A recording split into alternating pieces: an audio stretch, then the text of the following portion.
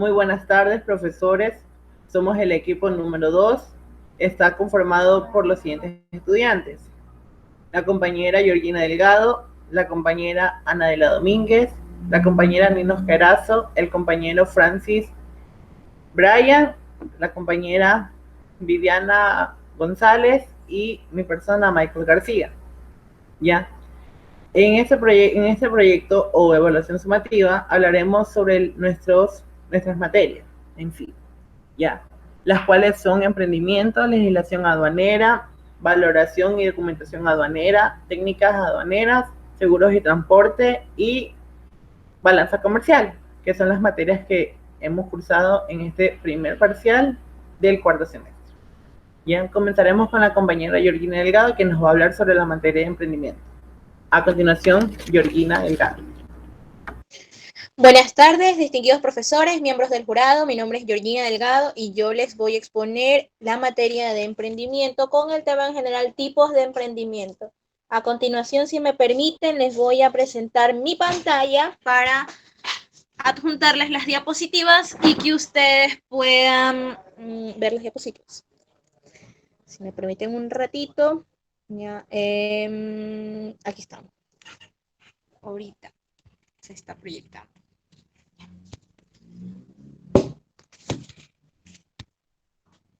Me permiten un ratito, dejen que se muestre la pantalla. Se está abriendo el documento. Bueno, ahorita las voy a presentar.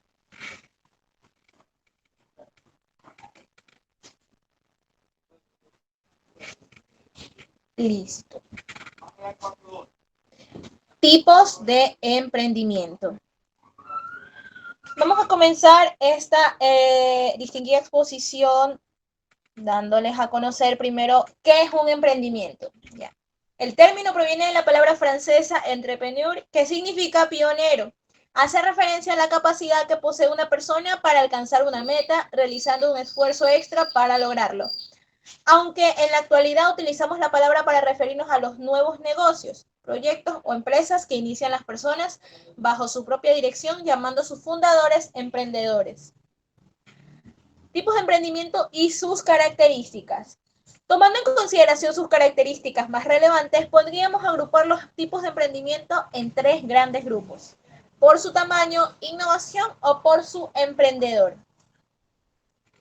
Primer grupo, según su tamaño, ya que pueden ir desde un pequeño negocio en casa hasta un distinguido emprendimiento grande. ¿Ya? Esta distinción se produce por los tamaños que poseen y podemos decir que serían emprendimientos pequeños, también conocidos como pequeñas empresas. Son negocios dirigidos por sus propietarios y generalmente cuentan con un pequeño número de empleados.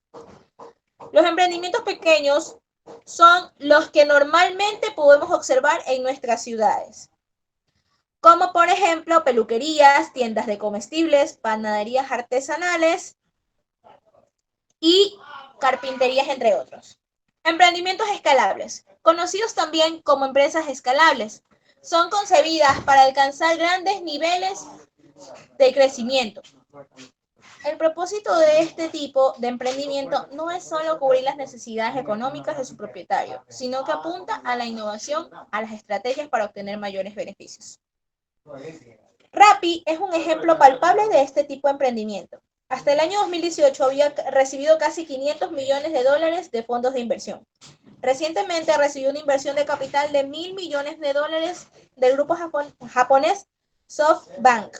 Gracias a estas inyecciones de capital, Rappi ha podido escalar su modelo de negocio en cada país en el que opera. Emprendimientos grandes.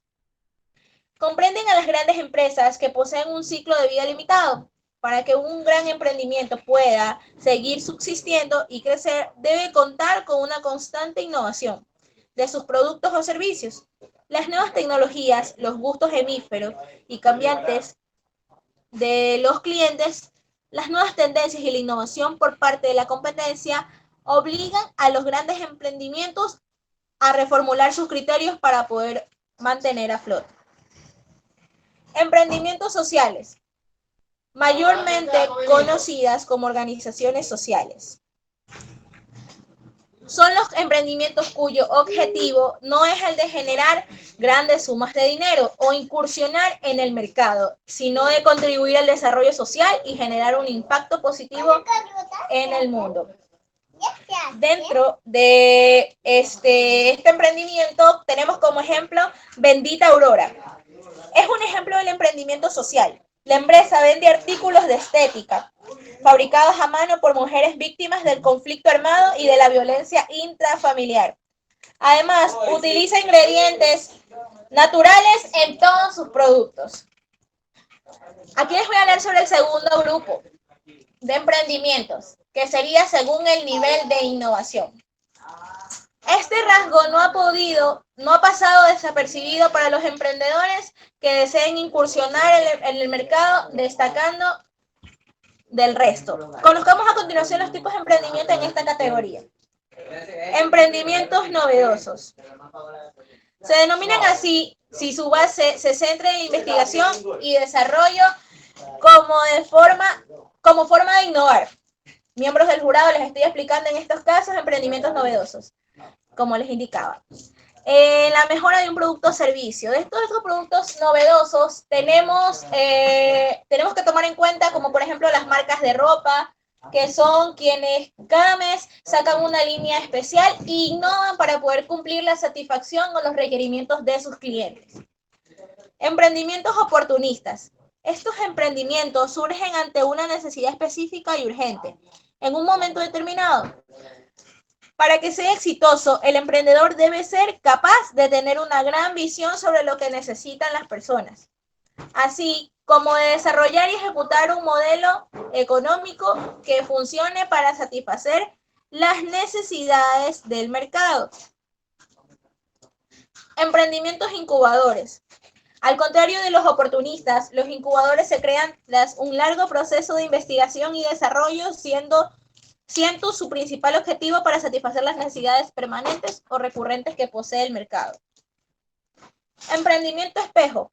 Si bien no tiene nada de innovador, el imitar un producto o un servicio que ya existe y que además cuenta con un éxito dentro del mercado, normalmente estos nuevos productos imitan los aspectos más relevantes de los productos que exitosos, con el agregado de pequeños aspectos novedosos que permiten la referencia por parte de los consumidores. Como tercer y último grupo tenemos según el emprendedor. Como mencionábamos recién, cada persona es diferente y la manera en la que se maneja su negocio determinará los tipos de estos que existen. Emprendimientos privados. Son los negocios desarrollados a partir de capital privada, es decir, de inversión inicial y suele provenir del mismo emprendedor. Negocios pequeños o de inversores de riesgo como en los escalables. Emprendimientos públicos. Son todos aquellos emprendimientos que se llevan a cabo a través de diferentes ramas que posee el sector público. Es posible encontrar este tipo de emprendimientos en casi todos los países y su principal objetivo es el de cubrir las principales deficiencias que poseen las ofertas de empresarios privados. Tenemos un ejemplo en el gobierno de República Dominicana. Servicios como consulta de multas de tránsito y trámites de documentos que consisten en procesos lentos, caóticos y que fomentan la corrupción. Con 465 y el portal Dominicana Digital, el gobierno centralizó todos estos procedimientos. Ahora facilita los procesos rápidos y transparentes a la ciudadanía. Emprendimientos individuales. Son los negocios unipersonales o desarrollados por los miembros de una misma familia. Además, suelen ir de la mano con los pequeños negocios y pueden carecer de procesos investigativos o de desarrollos. Y como por último tenemos los emprendimientos en masa, que esto en tal caso son el tipo de emprendimiento que surge cuando se presenta un clima favorable dentro de un contexto social para la creación de nuevas empresas. La mayoría de estos momentos favorables suelen provenir de estímulos generados por parte del gobierno, pudiendo ser incentivos con respecto a deducción de impuestos o mejoras. Bueno, de antemano, muchísimas gracias, estimados profesores. Y a continuación voy a darle paso a mi compañera Anadela, que les va a indicar la siguiente materia. Muchísimas gracias y que tengan buena tarde. Bravo. Buenas tardes con todos, profesores, público. Voy a dar la materia de legislación aduanera. Ahorita voy a transmitir las diapositivas. Acá de la obligación tributaria aduanera, desde el artículo 115, los medios de pago. Los medios de pago de las obligaciones tributarias serán establecidos en el reglamento del código. Los medios de pago de la obligación tributaria son el dinero en efectivo, las transferencias bancarias, tarjetas de crédito, tarjetas de débito, notas de crédito de administraciones tributarias centrales, cheques certificados, cheque de Banco Central del Ecuador, cheques de gerencia o compensaciones previstas en la legislación vigente. Artículo 117. La recaudación. La recaudación de valores que por cualquier concepto corresponda al Servicio Nacional de Aduanas del Ecuador se realizará a través de las instituciones del Sistema Financiero Nacional. Para el efecto señalado, la directora o director general de aduanas podrá sustituir convenios especiales con las referidas instituciones. Artículo 118. La acción coactiva. El Servicio Nacional de Aduanas del Ecuador ejercerá la acción coactiva para recaudar los valores que se adeuden por cualquier concepto. Se aplicarán las normas del Código Tributario o del Código Procedimiento Civil de acuerdo a la naturaleza de la obligación, cuyo pago se persigue. Para el ejercicio de esta acción será título ejecutivo y suficiente la liquidación, liquidación complementaria, rectificación de tributos o acto administrativo firme que impongan una sanción en su caso. Artículo 119. La compensación. Será compensada o totalmente parciante de oficio o a petición de la parte de las deudas tributarias del sujeto pasivo con el Servicio Nacional de Aduanas del Ecuador con los créditos tributarios que éste tuviera reconocido por cualquier administración tributaria central y siempre que dichos créditos no se hayan prescrito. Artículo 120. La prescripción. La acción de la administración aduanera para cobrar las obligaciones tributarias prescribe en el plazo de 5 años contados desde las fechas que fueron exigibles. Casos de interrupción de la prescripción. En la liquidación y liquidaciones complementarias efectúan como consecuencia del acto aforo. La prescripción se interrumpirá con la notificación del auto de pago del proceso coactivo. En el control posterior, la interrupción de la prescripción operará con la notificación de la rectificación de tributos o con la notificación del inicio del proceso de control posterior antes del vencimiento del plazo de prescripción señalado. El derecho para interponer un reclamo de pago indebido o pago en exceso prescribe 5 años contados desde la fecha que se verificó el pago. La prescripción se interrumpirá con la presentación del correspondiente reclamo. La prescripción en materia aduanera se debe ser alegada expresamente por quien pretenda beneficiarse de ella y será declarada por la autoridad administrativa o judicial, quienes podrán declararla de oficio. Artículo 121. El abandono expreso. El abandono expreso es la renuncia escrita de la propiedad de las mercancías hechas en favor del Estado por quien tiene la facultad legal de hacerlo. Su aceptación por parte de la servidora o servidor a cargo de la dirección distrital exige la obligación tributaria aduanera, el abono expreso. No procede cuando se haya configurado respecto de las mercancías, persecución fundada de delito o abandono tácito. Las mercancías fungibles de fácil descomposición, cuyo abandono expreso se hubiera aceptado, serán donadas a la Secretaría de Estado encargada de la política social. Artículo 122. Pérdida o destrucción total de las mercancías. La obligación tributaria aduanera se exige por pérdida o destrucción total de las mercancías ocurridas antes de su arribo, durante su depósito temporal o en instalaciones industriales autorizadas para operar habitualmente bajo regímenes de administración temporal para perfeccionamiento activo, siempre y cuando se produzca por caso fortuito o fuerza mayor, aceptado por la administración aduanera. Sin perjuicio de lo dispuesto en el inciso anterior, para efectos de aplicación de los tributos del comercio exterior, no es causa de extinción de la obligación tributaria aduanera de la sustracción, el hurto o el robo de las mercancías producidos dentro del territorio nacional. Artículo 123. Decomiso administrativo. El decomiso administrativo es la pérdida de la propiedad de las mercancías por declaratoria de la servidora o el servidor a cargo de la dirección distrital correspondiente, en resolución firme o ejecutaría, dictada en los siguientes casos: mercancías rezagadas, incluso en las zonas primarias, cuando se desconozca su propietario, consignatario y consignante; mercancías náufragas, mercancías que hayan sido objeto de hurto o robo en los recintos aduaneros o a bordo de los medios de transporte, cuando luego de recuperadas se ignore quién es su propietario, consignatario o consignante; mercancías respecto a las cuales se hayan ordenado al reembarque y no se hubieran realizado dentro del plazo concebido para el efecto, en cuyo caso no existe la obligación de la devolución.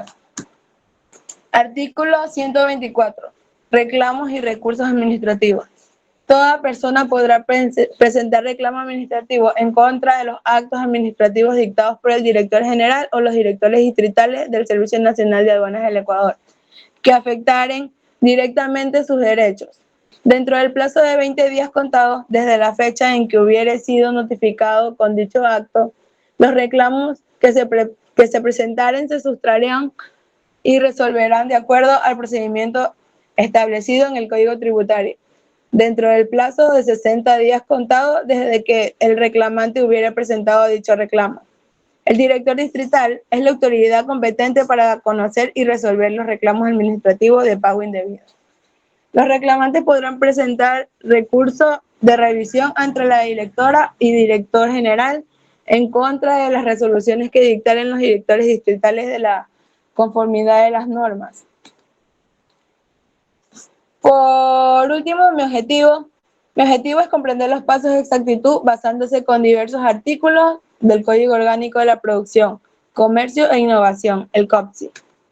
Mi conclusión: de acuerdo con toda la información que se puede determinar de todas las mercancías que ingresen al país, estarán sujetas al control aduanero y a los pagos del mismo, ya que es un vínculo establecido por la Ley General de Aduanas que obliga a realizar prestaciones recíprocas tanto a la administración aduanera como al dueño o consignatario de las mercancías, ya que las obligaciones tributarias aduaneras se conciben con la finalidad de que el importador efectúe las obligaciones y requisitos tributarios que impone el Estado mediante el SENAE. Muchas gracias. A continuación, mi siguiente compañero. Buenas noches, profesores y miembros del jurado. Mi nombre es Nino Asqueraz y voy a hablar sobre la materia de valoración y documentación. Les voy a presentar una diapositiva.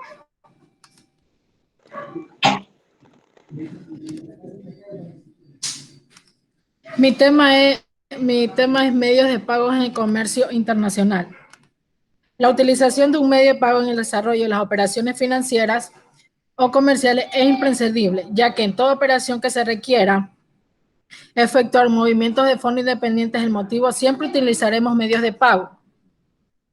Existen diversas modalidades de pago en el comercio internacional, las cuales pueden clasificarse en cheque bancario internacional, órdenes de pago, orden de pago simple, orden de pago documentaria, remesa simple y remesa documentaria. Voy a hablarle sobre dos medios de pago. Los medios de pago internacional. Toda compra internacional de mercancías se ve afectada por la relación de confianza que existe entre ambas partes, exportador e importador. Pero debemos tener en cuenta que sea el comprador o el vendedor, siempre existe un cierto nivel de riesgo. Y en gran parte la cantidad de riesgo existe depende del medio de pago internacional escogido. Los principales medios de pago internacional usados hoy en todo el mundo son los siguientes: pago por adelantado, carta de crédito, remesa documentaria, cuenta abierta y consignación. Los pagos por adelantado también son como prepago. El nombre de pago por adelantado se explica por sí solo. El comprador completa el pago completo al vendedor antes de que la mercancía haya sido enviada al comprador. El pago por adelantado es una opción atractiva para los vendedores, pero implica un elevado nivel de riesgo para los compradores, dado que produce un flujo de efectivo desfavorable y no garantiza la recepción de mercancías de forma definitiva, ni en qué llegarán estas. Los pros y contras del pago por adelantado son: los pros del comprador son mínimos y los contras son los riesgos de no recibir el envío de la mercancía que estén dañadas o no sean las específicas. Y los pros del vendedor son que el pago asegura antes del envío, se evita que el riesgo de no sea pagado. Y los contras del vendedor es que el riesgo de perder la competitividad del negocio frente a su competidor si este es el único medio de pago internacional aceptado. La carta de crédito es uno de los medios de pago internacional más seguros tanto que el importador como para el exportador, puesto que implica la intervención de instituciones financieras de confianza y un cierto nivel de compromiso entre ambas partes. Con una carta de crédito, el pago se realiza a través de los bancos de comprador y vendedor. Una vez que se ha confirmado las condiciones de la compraventa internacional, el comprador da instrucciones a su banco de que pague la cantidad acordada entre ambas partes al banco vendedor. El banco del comprador envía entonces una carta de crédito al banco del vendedor como prueba de que el comprador dispone los fondos legítimos y suficientes. Los pros y los contras de la carta de crédito del comprador. Los pros son que la garantía de la mercancía se envía antes del pago. El vendedor tiene la obligación de cumplir las condiciones acordadas. Y los contras del comprador son que la dependencia del vendedor para que envíe las mercancías especificadas. El vendedor, los pros son que la garantía de solvencia de comprador internacional antes del envío de la mercancía, el comprador tiene la obligación de cumplir las condiciones acordadas en el caso que vaya algo mal. El pago queda asegurado al banco. En fin, una conclusión. Al conocer cada una de estas formas de pago es de una u otra manera una ventaja para nosotros cuando nos desarrollamos en el ámbito profesional en el comercio internacional, ya que en actividad comercial siempre se realizarán operaciones y se imaginarán grandes cantidades de dinero. Entonces es bueno saber cuál es la forma de pago más conveniente en nuestro caso. En mi caso, yo aplicaría en mi ámbito laboral la carta de crédito, porque es uno de los medios de pago más confiables, por lo que yo sí aplicaría en mis negocios a futuro, ya que esto realiza por medio de las instituciones financieras de confianza, tanto para el comprador como para el vendedor. Una vez que ambos hayan escogido su entidad financiera de confianza y confirme las condiciones de la compraventa nacional. El comprador le da instrucciones a su banco para que le pague la cantidad acordada al vendedor y luego de esto el banco envía una carta de crédito al vendedor, demostrando que el comprador dispone de los fondos legítimos y suficientes en su cuenta para poder realizar dicha transacción. Gracias. A continuación, el compañero Francis Cruz hablará del tema de técnicas aduaneras. Buenas noches, jurados. Mi tema al tratar es la importancia de la aplicación de los tributos. En el presente estudio se analizará la importancia de la aplicación de los tributos en el Ecuador. El derecho financiero y tributario explica el procedimiento jurídico por el que se relaciona la administración tributaria y los contribuyentes con ocasión de la liquidación, inspección, recaudación, devolución o revisión de cualquier tributo, así como de las posibles imposiciones de sanciones por incumplimiento de su obligación de pago. El sistema tributario, según lo específico en la Ley Orgánica del Régimen Tributario Interno, el norte ecuatoriano, son ingresos públicos creados por ley en base a la capacidad contributiva del pueblo y en camino a darle recursos al Estado para prestar servicios públicos que satisfagan las necesidades colectivas que se dividen en tasas e impuestos. Las obligaciones tributarias del Senado es el nexo jurídico personal que existe entre el Estado y los individuos que realizan operaciones de tránsito internacional de mercancías. Se exige la obligación aduanera en el siguiente caso: liquidación en la declaración sustitutiva de importación o exportación, en las tasas y a partir del día hábil siguiente de que se realizó la notificación de la liquidación complementaria, modificación de impuesto o acto administrativo correspondiente. Se exige al siguiente caso, que es el pago, la compensación, la prescripción y aceptación del abono expreso. Los cobros de tributos en la aduana del Ecuador, como ya sabemos que es el Aclaloren, el ICE de importación, el FODINFA, salvaguardia e IVA. El ad valorem es un tipo de impuesto común en la cual hace referencia a un valor de porcentajes del CIF, que significa el costo de seguros y flete. Este tipo de impuesto consiste en un porcentaje sobre el valor de las mercancías. No se tiene en cuenta las unidades de pesos o medidas, pero se caracteriza por la progresividad en su cantidad. El impuesto a los consumos especiales de importación, que es el ICE, es aplicado a bienes y servicios que tengan una procedencia nacional o importada. Estos bienes están detallados en el artículo 82 de la Ley del Régimen Tributario Interno. Forman parte considerable de los ingresos tributarios del presupuesto del Estado. Y el FODINFA es una tasa que se destina a un fondo del desarrollo infantil FODIN, impuesto que se administra en el IN. El impuesto es de 0,5% y se aplica sobre la base imponible de la importación y es calculada sobre el valor del bien. El salvaguardia, medidas de restricción del comercio internacional que se utiliza en el país ante un posible riesgo en algún sector económico. Son medidas que se toman para protegerse algún sector económico que esté viendo afectado por las crecientes importaciones. El impuesto al valor agregado, que es el IVA, se encarga sobre los intercambios de bienes y servicios. El impuesto se grava sobre el total del valor del bien o servicio y es un impuesto indirecto porque en este caso es recolectado por el sujeto pasivo. Los principios generales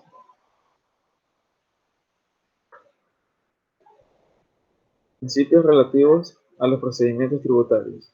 La separación de las funciones de gestiones de la revisión de los actos en vías económicas administrativas. Competencia territorial en la aplicación de los tributos que se atribuirá al órgano que determine la administración tributaria. Los principios relativos a la información y asistente a las obligaciones tributarias. Debe de información y asistencia a las obligaciones tributarias. A las consultas tributarias escritas y a la información con carácter previo a la adquisición y transmisión de bienes inmuebles, de acuerdo a los aprevios de valoración. Los principios relativos a la colaboración social se podrá extenderse, entre otras materias, a campañas de información y difusión, simplificación del cumplimiento de las obligaciones tributarias, asistentes de la realización de autoliquidaciones y declaraciones y comunicaciones. En sí, la conclusión, la aplicación de estos tributos es la fuente de ingresos principales que satisface las constantes necesidades y requerimientos económicos y materiales que garantiza el funcionamiento de la estructura estatal. Es decir, el impuesto constituye la principal fuente de ingresos para el Estado para financiar su funcionamiento y el desarrollo socioeconómico del país. Muchas gracias. A continuación, mi compañero.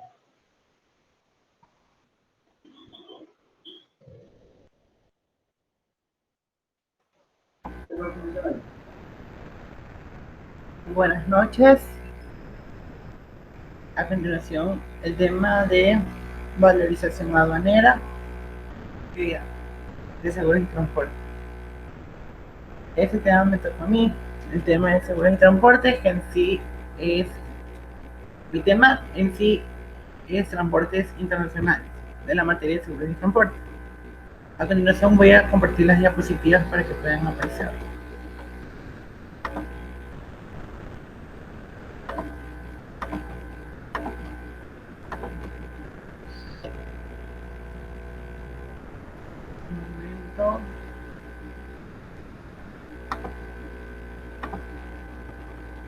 Ok.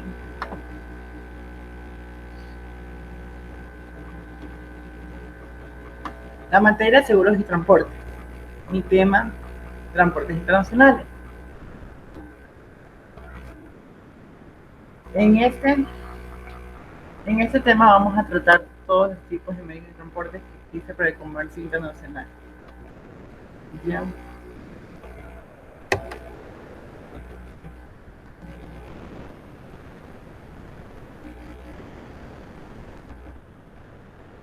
El transporte internacional. En todos los procesos comerciales internacionales, el transporte y la logística tienen una relevancia muy alta para determinar la fijación de los precios, la duración del proyecto entre un país de origen y el país de destino, o el impacto sobre el medio ambiente entre los otros aspectos. Para realizar el transporte internacional de mercancías entre dos países existen varias vías posibles a elegir por parte de la empresa, especializada dependiendo del tipo de artículo, peso, dimensión, lugar de origen, destino y plaza de entrega. Principalmente los tipos de transporte internacional de mercancía son marítimo, terrestre y aéreo, que son los 4 que vamos a hablar. El transporte aéreo es el medio más caro en cuanto al peso del contenido. Por su principal ventaja es la rapidez, por lo que se trata de una vía ideal para transportar internacionalmente las mercancías a larga distancia, mientras que la entrega se lleva a cabo en la terminal que corresponde. Los documentos de transporte aéreo son la guía aérea o el Airway Bill, AWB, documento no negociable que sirve como no recibido para el remitente y es emitido por las empresas aéreas en juego de 12, 3 de los cuales son originales. El primero, for the carrier, para el transportista, que viene firmado por el embarcador y su agente. El segundo, original, for the consignee, para el consignatario, y de nuevo viene firmado por el embarcador y su agente. Y el tercer, for the shipper, que es para el embarcador exportador, que también viene firmado por el transportista y es entregado al embarcador cuando las mercancías han sido aceptadas para entrega o no han sido embarcadas. Una de las características más es que el fuselaje más ancho de los aviones comerciales o mixtos para aumentar el volumen de carga permite que la carga sea voluminosa. La ventaja, como ya habíamos nombrado, es el medio de transporte más rápido que existe y por lo tanto es especialmente recomendado cuando el tiempo es un factor importante. Una de las desventajas es que es muy costoso económicamente, es el medio de transporte más caro, no apto para mercancías baratas y de gran volumen debido a su limitada capacidad y altos costos. ¿Okay? Como siguiente medio, el transporte terrestre. El tipo de transporte nacional de mercancías ofrece la posibilidad de trasladar los productos de manera directa, rápida y económica. Aunque no es posible cargar artículos demasiado voluminosos y su elección no es recomendable para proyectos a larga distancia. Por la vía terrestre, las opciones de transporte son dos: las cargas completas o las cargas agrupadas, denominadas como grupaje. La primera de ellas, un vehículo completamente determinado recorrido para trasladar las mercancías de un solo cargador, mientras que la segunda son de varios cargadores, los que comportan el mismo vehículo. Entre el documento es la carta de porte, que es un documento que se determina las responsabilidades y obligaciones de cada una de las partes implicadas dentro del contrato que corresponde internacional entre la mercancía por carretera. El primer ejemplar en poder del tramitante. El segundo ejemplar acompaña las mercancías. El tercero quedará en poder del destinatario y el cuarto deberá ser devuelto al remitente una vez firmado y sellado por el destinatario. Una de las características es su respuesta y rapidez. Otra también es en la corta media distancia. Es vehículo usado para los servicios urgentes, just time. Facilita la carga y descarga a libertad de horario. Una de las ventajas es uno de los medios más baratos que existen, flexibilidad a la hora de pactar precios y horarios, y es el medio más usado. Una de las desventajas es que es uno de los medios de transporte más contaminantes y el medio limitado por las restricciones que existen dentro de la carretera. Otro transporte más es el transporte marítimo.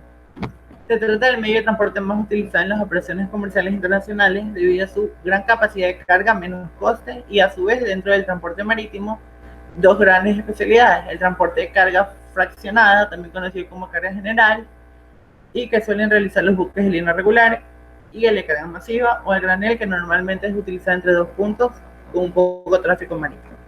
El documento, como ya sabemos, para el medio de transporte es el Bill of Lading.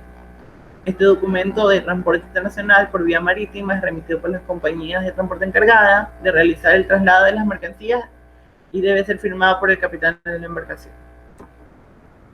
Aquí conoceremos los Bill of Lading, que piden, que es el conocimiento de embarque master, el house, la guía Master y la guía House, la guía Master y la guía Hijo, y el BL Master y el BL Hijo.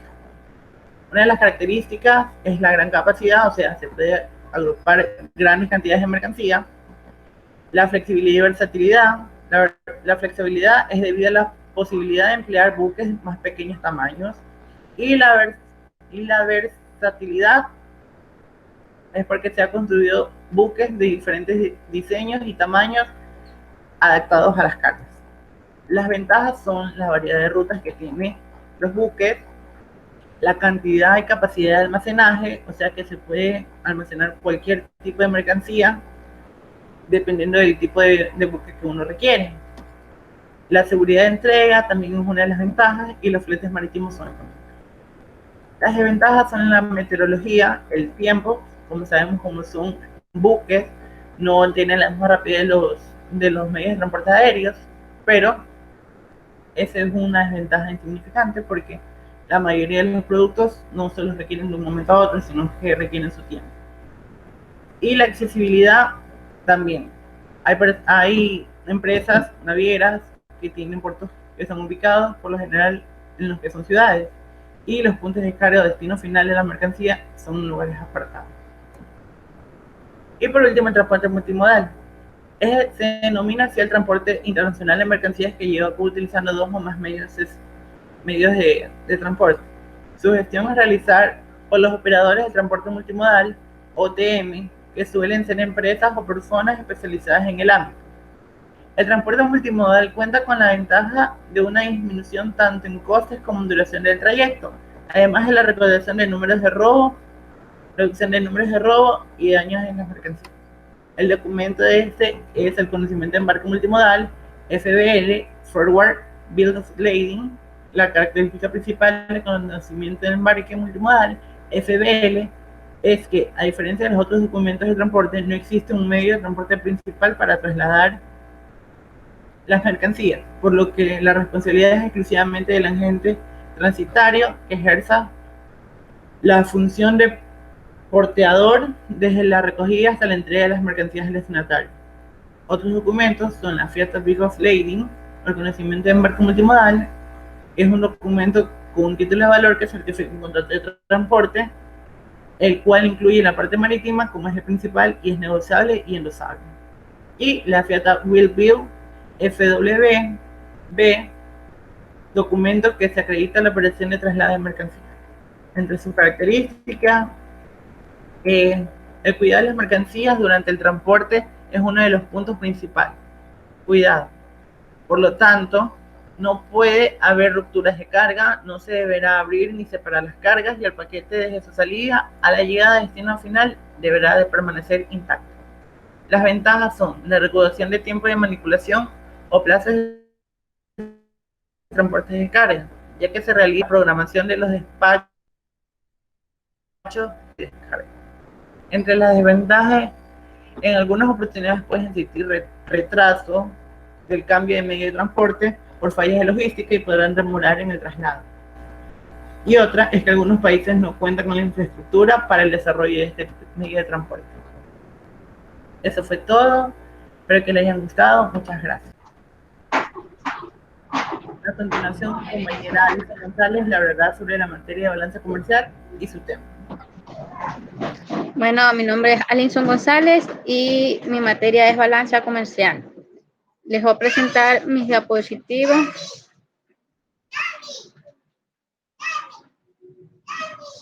Ok. Aquí está. Les voy a dar una introducción a lo que es el comercio exterior como actividad promotora del desarrollo económico. El comercio internacional se ha considerado desde siempre como un factor clave para el crecimiento de las economías. La importancia del intercambio de bienes y servicios entre países ha sido estudiada desde hace muchos siglos. Un desarrollo es el desarrollo de la importancia del comercio exterior. El comercio exterior estimula la economía de los países. Además, fomenta el empleo y aumenta la oferta de bienes y de la producción. Es decir, los países en busca de mayor diversidad de bienes y servicios acuden a otros países para satisfacer sus necesidades. La suma de estas acciones individuales de los países dan origen a lo que es el comercio internacional. ¿Cómo influye el comercio exterior para el crecimiento económico? Los países necesitan involucrarse de manera eficaz en los procesos de desarrollo del comercio internacional, puesto que de ello depende su propio crecimiento económico. Un país que exporta bienes y servicios genera a su favor divisas que a su vez le permitirán adquirir en el exterior los satisfactorios que sus propias necesidades demanden. ¿Cómo se afecta el desarrollo económico por acción del comercio exterior? Es indudable que lo que estas naciones opinan, deciden y hacen impactan de manera importante a los demás países del mundo. Se es líder mundial no cuando se tiene fuerza moral o religiosa, sino desgraciadamente cuando se tiene poder económico, que hay que reiterar que se refiere un gran importante acción en el comercio internacional. El comercio exterior es muy importante el comercio exterior es muy importante para los países, ya que un país produce su propio bienes y servicios.